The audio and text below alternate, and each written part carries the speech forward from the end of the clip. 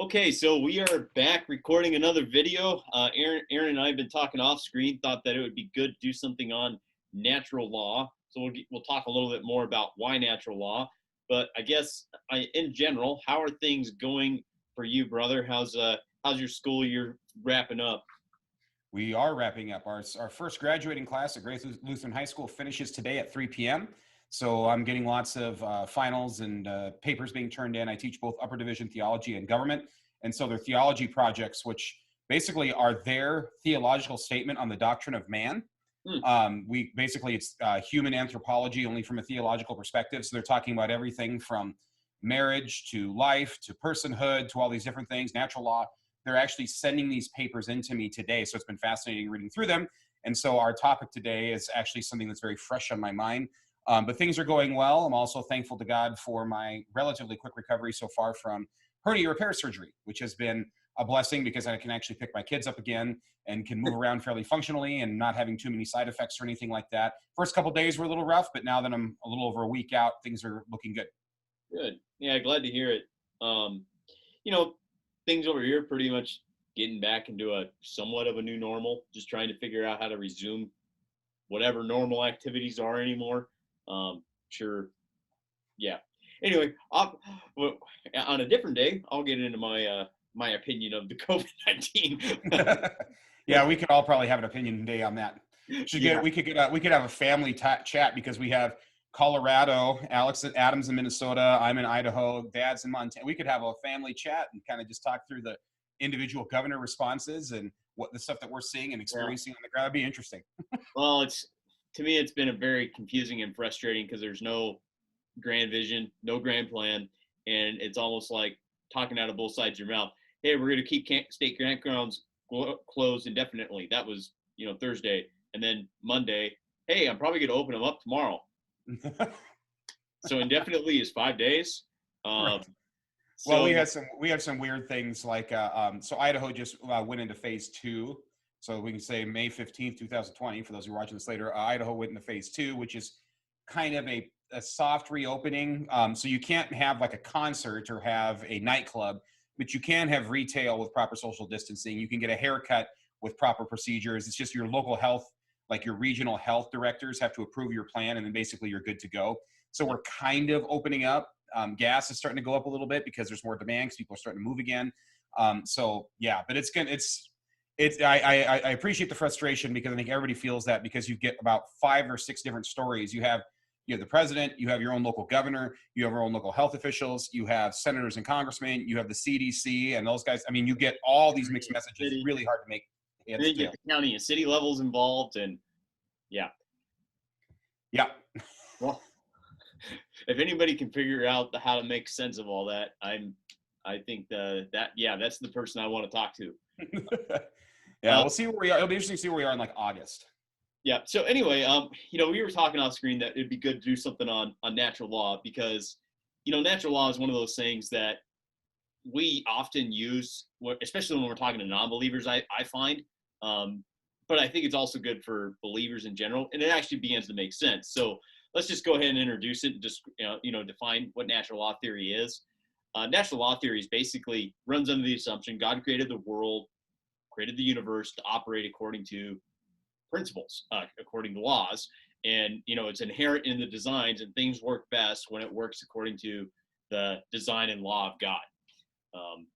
So kind of makes sense. Like if I'm going to play a game of football, trying to play a game of football with a basketball isn't really going to work.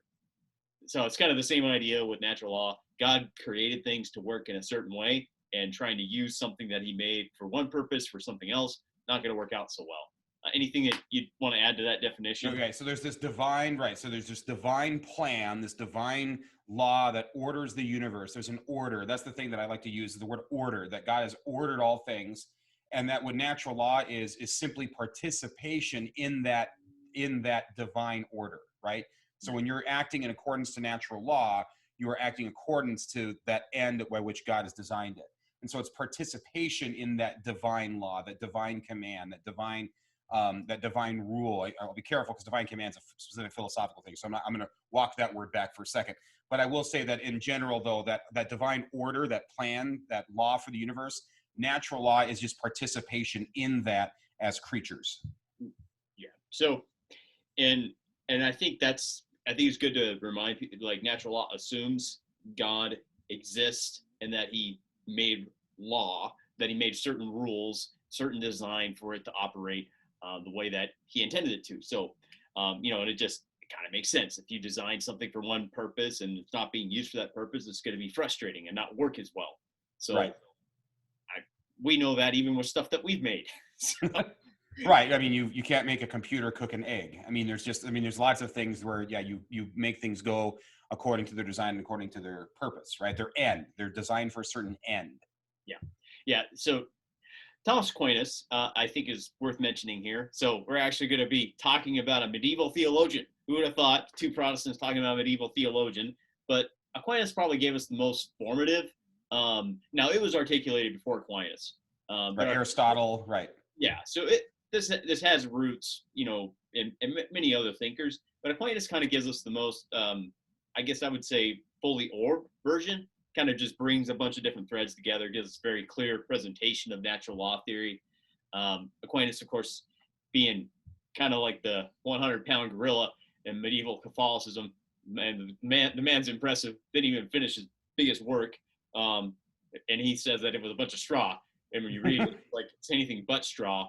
But anyway, Aquinas articulated what natural law theory is, and what he thought is, like, you can kind of sum up what natural law theory is, like, in terms of human life, because he was thinking of moral codes. Like, how is it that we are to operate morally as people to live the best possible life as we can? For example, almost every culture that you go to will have a prohibition against murder. So they might have revenge killings, and it might be a discussion of what is murder, but in general, there's going to be a prohibition over murder. Right. So he kind of distilled it to a few different things. I'm going to list them, and then we'll kind of talk. Then you kind of want to add a little bit to it. So Go for it. So some of the basic goods that he mentioned were life. Basically, everything wants to live and survive. He's like, that's kind of a no duh. And so things work best when things are after that. Procreation is another one. It's kind of the natural thing for biological creatures to make more creatures. That's what we do. Social life, in other words, we are in a way kind of like pack animals. Life works best when we get along with each other. Knowledge, in the sense that we have an innate curiosity about us as human beings, and so education and some other things are a part of that. And then last but not least is that our minds ought to conduct ourselves. We are rational beings, not supposed to be emotional. He's definitely going Greek philosophy on this. Reason needs to stay in the driver's seat. Emotions and appetites are not to control us, which, even if you don't buy into whole Greek philosophy, I think they're probably right on that point. Right. I mean, Paul will say stuff similar to that. Well, I always think it's interesting in the Bible when they're telling us to be transformed by the renewing of our minds, not by the renewing of our emotions or appetite. Right, or just that we're no longer slaves to sin. And there's other passages where you could make the argument that that's highly compatible, right? Right. So anyway, so that's kind of his definition or some of his ideas of what the basic goods are. So let's kind of break, I don't say we'll break all of them apart, but let's just take a look at a couple of them here. So do you want to take, let's take procreation, because I know that this is kind of a fun one in the sense of how Roman Catholics take it to used to take it to a very strong extreme. So right, and officially their teaching, they still are on some issues. But I mean, so with procreation, so basically what Aristotle, not just Aristotle and then Aquinas, and then basically anybody that holds to natural law would basically say that if you look at the end for which human sexuality is designed, so what's its, and we don't have enough time to go through all these things. Aristotle would say there's like a formal cause and material cause and all those sort of things, right? Yep. But let's just say, for the sake of making it simple, that there's an end to human sexuality, and that is reproduction, procreation, and then the unitive function of male and female, right? Those are kind of the things that we usually talk about. And so what natural law would say is the laws and behaviors and ethics and morals that conform to that are therefore inherently good and just acts. Mm-hmm. And so if, for example, you're engaging in sexual behavior that does not lead to family, or if you're engaging in sexual behavior that violates God's design for human sexuality, that is inherently an unjust act. And so there's a prohibition, which is don't commit adultery, don't fornicate, don't abuse pornography, don't do all these things. But there's also an injunction which says, make lots of babies, enjoy the fruits of marriage, raise your children, et cetera, et cetera. And so natural law gives you those things. You don't even have to quote Romans 1 or Leviticus or Jesus on marriage. You just simply say, what's its end? And then what actions conform to that end? Those actions are inherently just. Anything that does not conform to those are inherently unjust, if that's fair. Yeah, yeah, and that's, and we could put basically anything in procreation that takes away from, or in the sexual activity anyway, that takes away from life would be prohibited. So things like, now this is where Roman Catholics I think take it to extreme that a lot of Protestants don't, and which is the whole, they take it to prohibit any I'm forgetting what it's Any called. form of contraception. Yeah, any contraception. Right. Anything that interferes, that creates a barrier between male and female and seems to violate the purpose. So most Protestants take a sort of, I don't know what the word is. It's kind of we don't want to say anything definitive because it's so private or so personal, or because the scriptures don't inherently say something on it. We tend to kind of take a kind of fuzzy, if it's an abortifacient, of course it's wrong, right? Because now you're ending a life, right? But if it's like, prophylactics or birth control or things like that, Protestants get a little fuzzy. Now, some old school Protestants are just like Roman Catholics. And then really before the 1900s, most Protestants and Roman Catholics actually agreed on it. Yeah. On these sort of issues. So it's really not in the 1900s where you see some kind of fuzziness on this. That's a whole nother debate we can have. But you're right that according to natural law, because there's an end or a design to human sexuality, things that create barriers or interfere with either the procreation itself or the unitive function of male and female, anything that interferes with that is considered a violation of the natural law, right?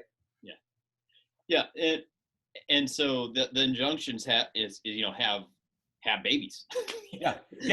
They said do all the procreating you want, right? And enjoy the fruits of your marriage. Come together as male and female. And if you look at the scriptures, of course, now the natural law is not the Bible, but there are some compatibilities here, right? This is one of the reasons natural law is so attractive, and one of the reasons natural law does have, I think, a place, not a saving place, but it has a place, is you could argue that it's a way of seeing that God's design, you can see not only in his special revelation in the Bible, but also his general revelation that's available to everybody. Yeah. But I think it's worth mentioning, because we're talking about procreation.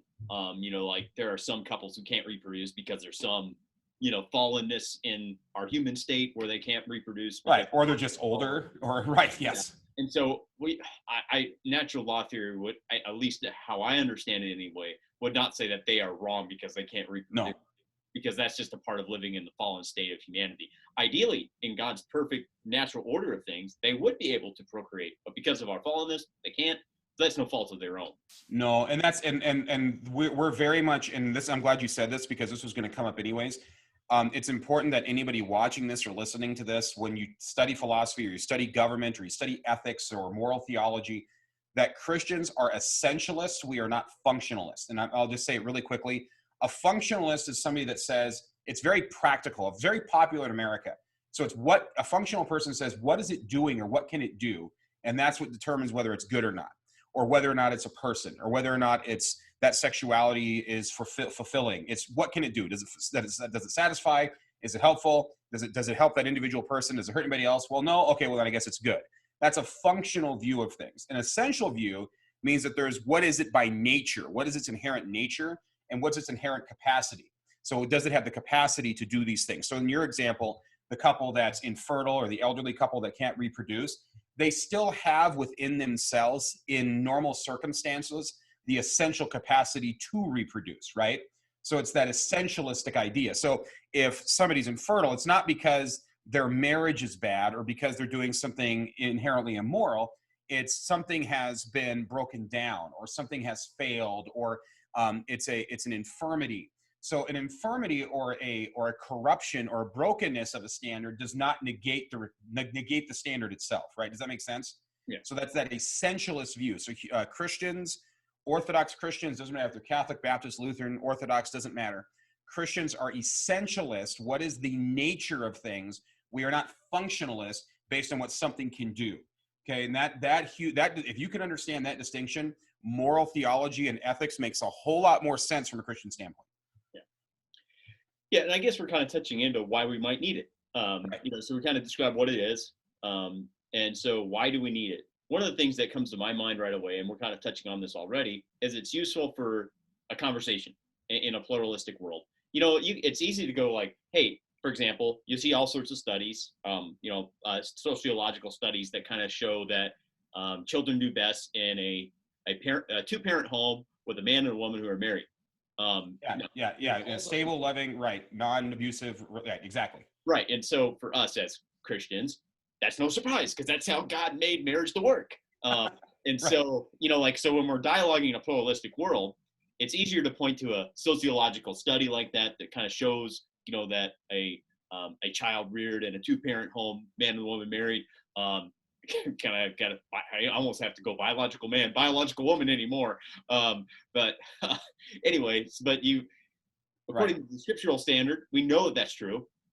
But if we just go say to Congress, or if we go into like we're trying to develop a policy and go, this is what the Bible says, in a pluralistic world, for somebody who does not believe in the Bible, it allows us to have some sort of ability to have a conversation about like, look here, this works.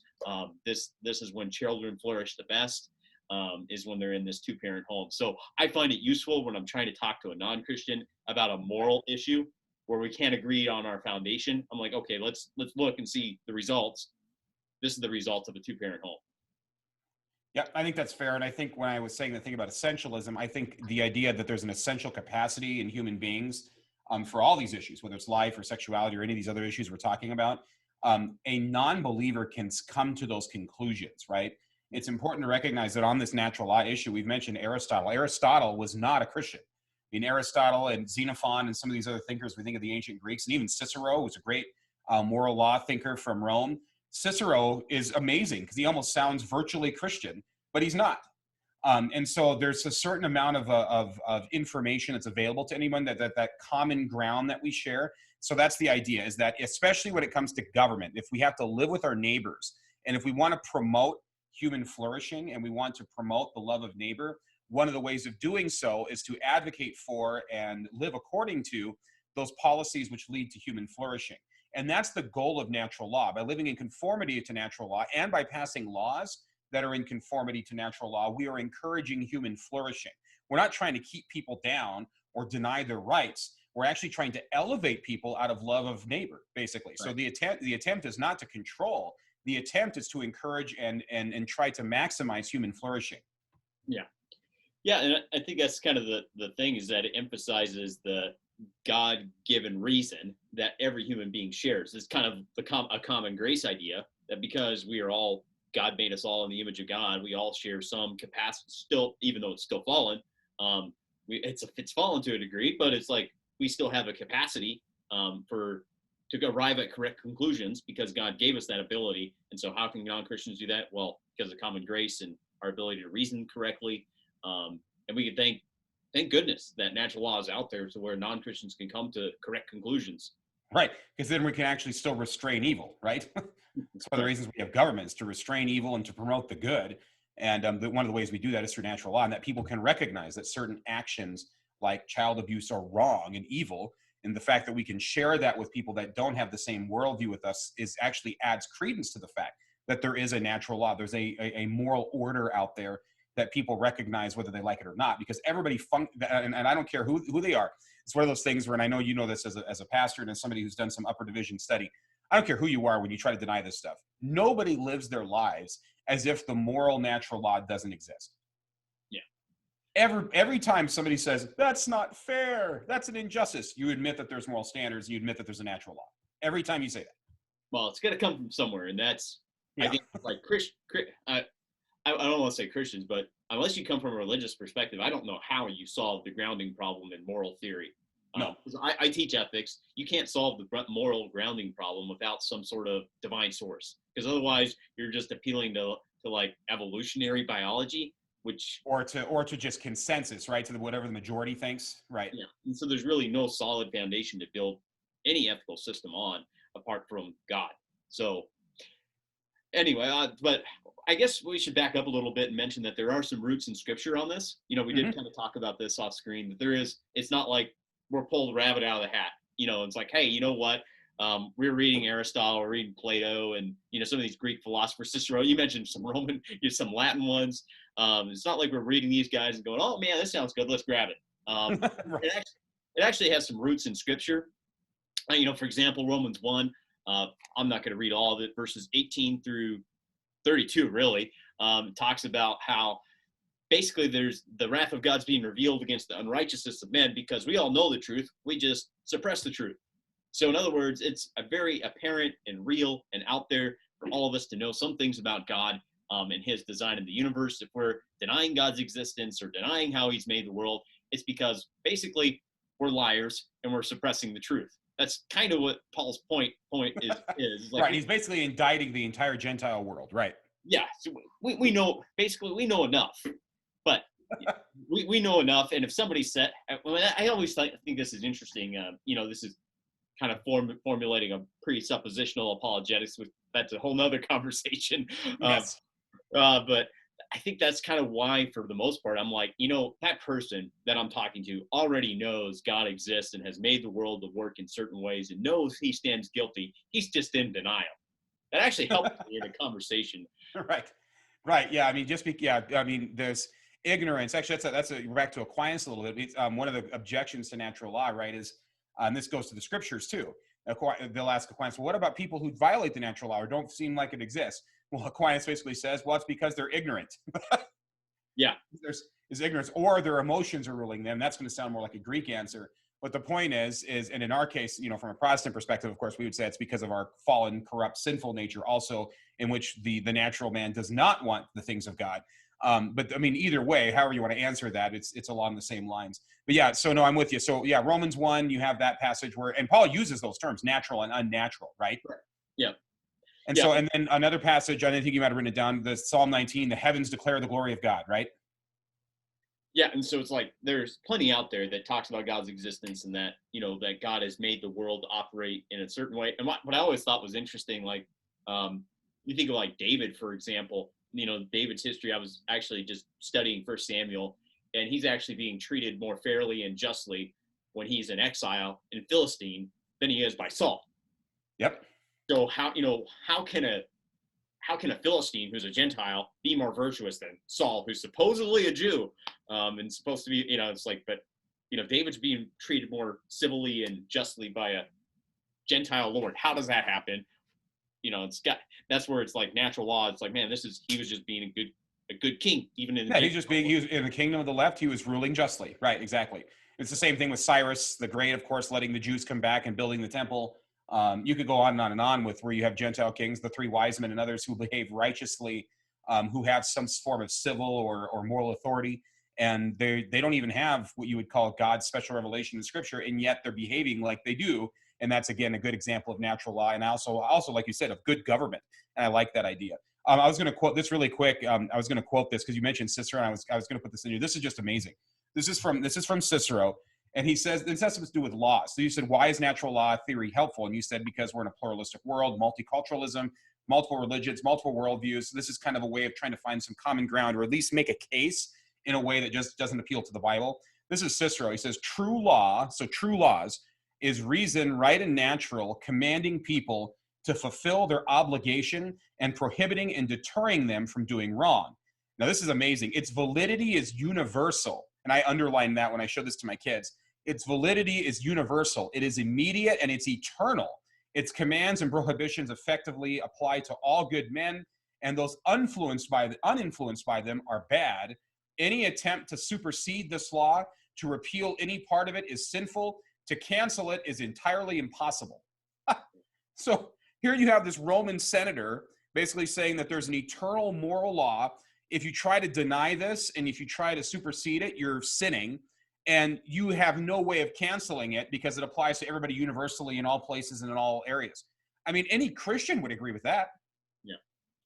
And so this is Cicero. So, I mean, that's my whole point. And that's why I use this, is it shows that here's this Roman senator in government, a hugely influential government senator, and he's able to advocate for natural law. And this is where I'm saying, as Christians, we can do the same thing in the public sphere, only we can do it better than even Cicero could. The way I think, I don't know who was it that said this, but Aristotle was right as far as he went. He just didn't go far enough, right?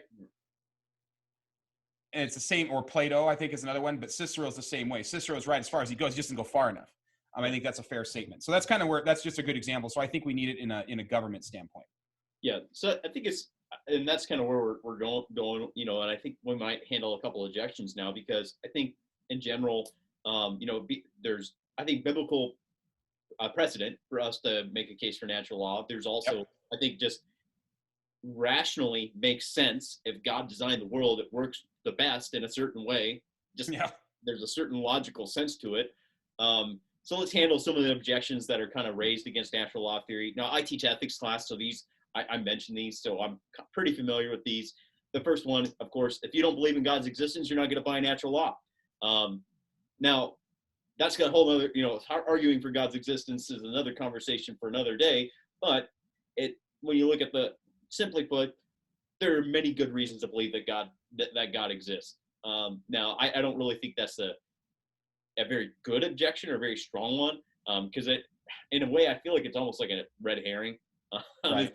We're trying to tackle that natural law here. Now all of a sudden, oh, hey, what about God? I agree with you for the most part, but I will say if you study some of the natural law theorists, there are not necessarily atheistic, but agnostic natural law theorists. They don't believe that there is a God, or they don't even know if they can believe there is one, but they actually do believe there is such a thing as natural law. There are some out there. Now, it's rare. I'm not saying it's common. And for the average person on the street, that's not going to be consistent.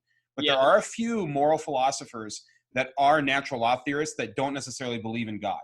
Yeah. But it's very rare. So you're right in the sense that if you do believe in God, natural law just logically follows, right? So, I mean, that makes sense. But there are some people that believe through observation and reason and experimentation, kind of like you were mentioning earlier, like sociological studies, that there are some objective things that are available, even if you don't believe in God, because you can't deny science, or you can't deny what's objectively true, that sort of thing. Yeah. Well, so I just want to put that caveat out there that you can still have natural law without the existence of God. It's just harder. It's just harder to get there. Right. Right. Yeah.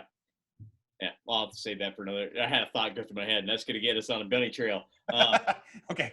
Yeah. We'll save those later. Yeah. Go ahead. Yeah. So the other thing, it has to do with who gets to define what's natural.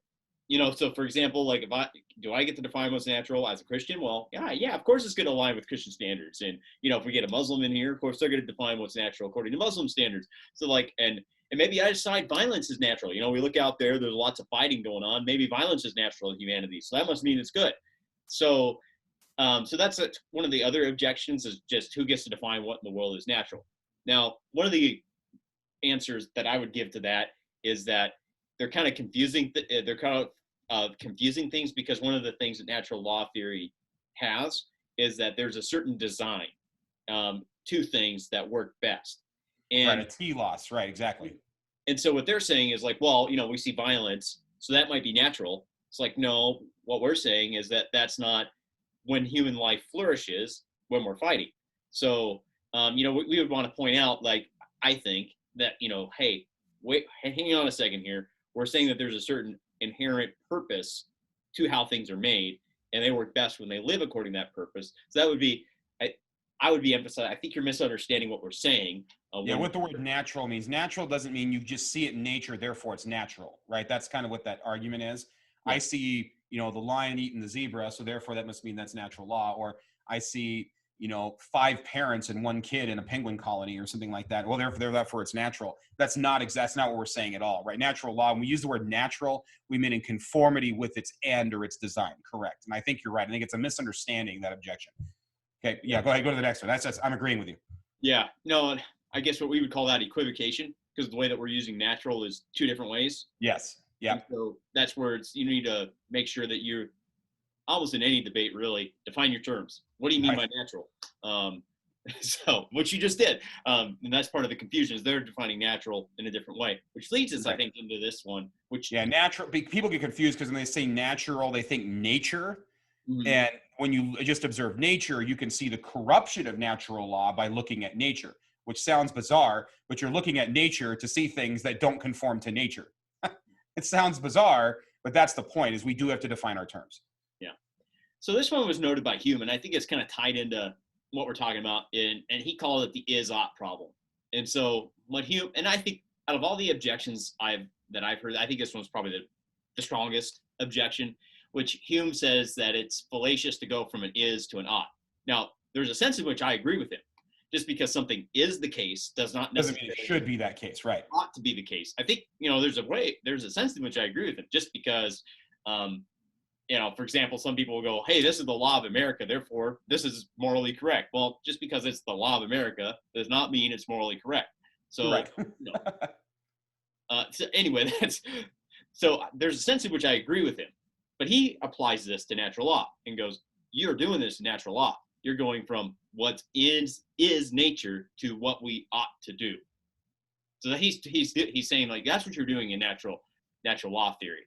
So I guess before I give you kind of how I would handle that objection, how would you handle somebody like Hume? I think again we have a definition problem because we're not saying that just because something is a certain way that means it ought to be a certain that is the way it's supposed to be. We're talking about how things are ordered, not how things necessarily are at a given moment. I think he's kind of missing part of the argument. Part of the argument of natural law, and this is coming from that Cicero argument again, is it's about eternal things. It's about universals. It's not about like a conditional thing that's happening in a moment. So when I think here Hume and he says is an ought, I think it's related to that natural idea. Well, I look and I see those unjust laws.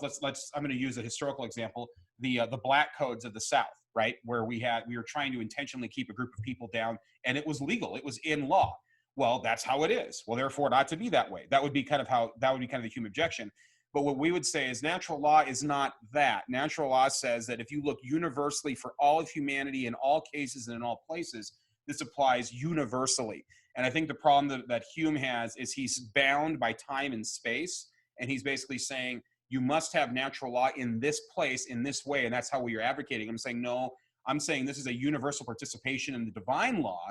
And that's a very different answer. Now, Hume's, of course, famously skeptical. So really, this is a worldview problem. This isn't necessarily a logical one. It's a worldview issue. How do you answer? I don't know if I'm making sense, and you can kind of respond. How do you answer it? How do you answer it? And like I said, when somebody's right, I'm willing to kind of go, yeah, kind of tip my hat Right. if they've got a good objection. And, and like I said, I think on the one hand, I agree with him because you can't always make that assumption. But I think what is different with natural law theory is, again, it's kind of going back to the earliest thing, is that there's a teleos, there's an inherent purposefulness. Right, an end, yeah. Yeah, and so when things operate according to their purpose is when they are working best. So we're not making an is-ought problem. What we're saying is like, look, if human life flourishes best when these things happen. Right. So we're not going from an is to an ought. We're actually looking, what we want is human flourishing. The human beings to have the best possible existence that they can. That's what we're after. And to get there, there are certain things, certain ways that we have to operate in order to get there. So I think we're not going necessarily from an is to an ought. We're actually going from a purpose to an is to an ought. So I think he's missing like our first initial point in natural law theory, that there's a inherent design and purpose of things. Right. And because of that, and I think I like the way you said that, because I think that's kind of what I'm trying to say too, in the sense that he's bound by, like, did you know, I don't know if you heard me kind of say that. I said he's kind of temporal. He's like kind of in the moment when he says it. You get what I'm saying? Yeah. Well, we're saying universals, right? And he's speaking more in terms of just general everyday observations. He's kind of binding himself to kind of like a almost kind of like functional scientific way of looking at it, where we're saying it's much bigger and broader than what he's actually acknowledging, right? Yeah. So it's kind of weird. On the one hand, I agree with him for some things, like you just mentioned just because just because it exists that way, the existence of something doesn't inherently justify itself. Evil exists. That doesn't mean it has a justifiable existence, right? Right. Yeah. And so so it's like, on the one hand, I think it's a good observation that he makes, but it's like you gotta be very clear about what you mean and what you don't mean when you're talking about natural law theory, which is, I think, probably, if I had to guess with Hume, he's probably interacting with a lot of people who are probably doing it very poorly. So or maybe even deists, maybe, because we're talking 1700s, right? So maybe deistic people who are kind of saying that God wound up the universe and they just kind of stood back, and it's just kind of a machine. I mean, he's living in the time when the universe was being looked at and the world was being looked at like a machine. And if that's the case, then you can understand his objection, right? Yeah. Well, like you said, Hume was famously, which I actually think is interesting, for being as scientific as he was. He actually goes kind of backpedals a little bit, talks about the problem of induction, which is Yeah. like, and which is maybe another topic for another day. But he almost in a sense, shoots himself in his own foot when he starts talking about the problem. At least I'll give him this. He's a very honest Yeah, philosopher. he is honest. Yes, that's true. I will give him that. Because he's like, yeah, I have this one problem even in my own thinking, because I am assuming tomorrow is going to operate the same way that today is operating and what yesterday operated. I have to assume that in order to make induction work. And what reason do I have for that? I don't really have a reason for it. It's just I got to assume it in order to operate. That's kind of the problem of induction. Right. And really what it does, that's the uniformity in nature is another way of saying that, right? That nature is relatively uniform, that the laws here apply there, and that tomorrow gravity doesn't stop, right? Stuff like that. That's actually a really good argument for the existence of God, right? Because why do things maintain, why are the laws consistent around the universe? Why aren't they arbitrary? Yeah. Yeah. Right. So he's again, it's kind of like when we said about Plato Aristotle, ooh, he's onto something, but he doesn't quite get there, right? He's onto it, but he just can't quite get it. Yeah. And so anyway, I don't think the natural law theory, I do think, I would say that it does. I'm not going to make the argument that because of this, we don't need the Bible to kind of help us shape our moral codes. So let's add that caveat, because in a lot of ways, how I understand the moral code of the Bible helps me see natural law. Mm-hmm. So like, for example, the Ten Commandments. Because of the Ten Commandments, I can actually start going, okay, I see this innate, like it works best when we live according to the Ten Commandments. Right. In nature itself, or in how it is that we live our lives. So I can actually, I think it's a both and. I think in this, we need, as Christians, we need both. Yep. We need the Bible to kind of help us understand how natural law is supposed to work, but we also need natural law in order to kind of have a conversation with people in a pluralistic world. Helps us make laws. In some ways, it kind of helps us even think through things. This is maybe another conversation for another day. But for example, you take things like in vitro fertilization or surrogate pregnancy and some of these other things. Okay, the Bible doesn't necessarily have a lot to say on that. So how do you think about that as a Christian? Right. And you go to natural law and you say that, every child in its human flourishing should know both of his biological parents, for example. That's going to give you a very different answer, right? Right. And so that's why I think we need both in order to kind of, especially in our contemporary setting, there's some things in the scripture that aren't necessarily as clear. Human cloning. Yeah. I mean, there's a lot of things the Bible doesn't talk about where natural law theory and thinking through logically and thinking systematically can help us on those things. And of course, we both agree, of course, that natural law is not salvific. If anything, because it has the word law in it, we should know what it is. That if anything, it's condemnatory in a way, because we all don't live up according fully to the natural law. If anything, it's condemnatory, even though it does help us restrain evil and pursue the good, the true, and the beautiful. But it is not salvific. It doesn't save us. This is where we need the revelation in God's word. We need the person and work of Christ. That's just kind of a given for you and me. But for those of you out there, in case you're confused, we would never say that this is something that leads to any sort of saving knowledge. That, of course, can only come from Christ and his revelation. Yeah, I would agree. And an example that comes to my mind is like the social life. Social life, ideally, we as human beings should not lie to each other, because that's when we don't lie to each other. But we've all lied. So, we know, so there's the ideal of natural law that we all don't live to, right. To. Yeah. And so actually, if anything, it points us to it's another way of needing a savior, because it's like, well, we fail as a society. We need government, and we need police, and we need all these other different things because we fail. But then how do we restore ourselves to the created order, right? And that's where I think people like Anselm and others, when they say you can actually logically come to the incarnation, are actually onto something. I think you can come to the need that you need. I think everybody inherently knows, like you just said, that they're in denial, but everybody knows they need a savior. Yeah. Everybody knows that. Yeah. Well, I think it's probably a good place to kind of leave off for today. We could probably tackle some of these other subjects for another day. If you guys have any comments or questions, please leave those below. Something was over your head, need us to illustrate it again, or talk a little bit more about it, go ahead and ask us those questions. Don't be, you're not going to understand unless you ask. Sometimes it actually helps me think if I get a good question on how I would explain something. So don't be afraid of asking a good question. Any closing remarks for you, Aaron? Not at all. I think in the future, maybe what would be really helpful is we could pick a topic. You mentioned like in vitro fertilization or human sexuality. We could pick a specific topic and show how the natural law applies. That might be helpful. We could even share a screen or something, and that might be something we can do in the future just to help some folks see what we mean and how it works its way out visually. Yeah. Yeah, we might have to do that. So tune in next time. Yep. All right. Well, good recording with you again, bro. You as And well. hopefully we'll see you guys all on the next video.